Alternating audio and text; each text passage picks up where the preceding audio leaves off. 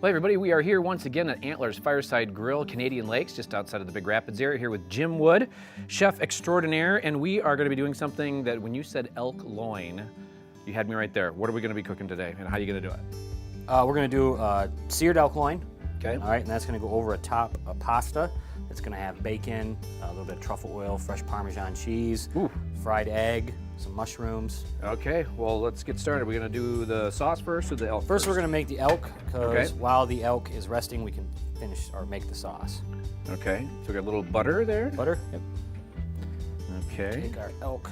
I don't think we've done elk with you before. What's your thoughts on? I mean, elk to me is probably my favorite wild game that there is. What do you think? It ranks right up there. It's in my top 4 or Okay. 5 anyway. Yeah. I mean, it's awesome. So we'll get our pan good and hot.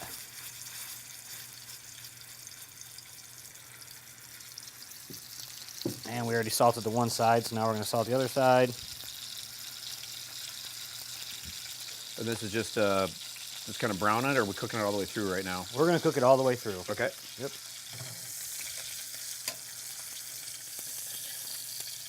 So as this elk cooks, it's going to leave some good stuff on the pan, Yep. which is going to help create the sauce for the pasta itself. Okay.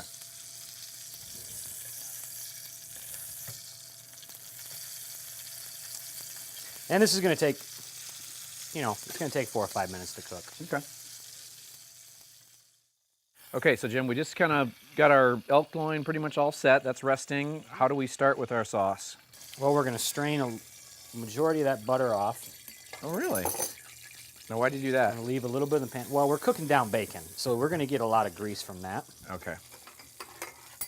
So you can have too much grease.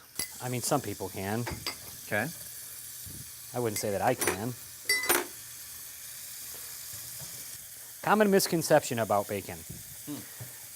Everybody who cooks bacon that I know, if you think about how thin bacon is, especially with the stuff you get at the store, I mean, Okay. some of that's like paper thin. Yeah. They think it's not done until it's crisped up, that they're going to get sick, it's raw. Okay. I bet you I've had this pan in for 30, or had this in the pan for 30 seconds. It's already cooked. Nothing's gonna. Oh. So Okay. for this, Don't overcook your bacon. well, it depends on what you're using it for. For this particular dish, you just want to render as much of the fat out as possible without getting the bacon super crispy. Another important thing is that you get the pan is somewhat hot and that you've removed a good amount of the moisture from the bacon, because there is a lot of water in it. Okay. And the reason for that is we're sauteing mushrooms and onions after this, and if there's a lot of water in there, all we're basically doing is steaming the onions and the mushrooms. We're not physically sauteing them. Okay.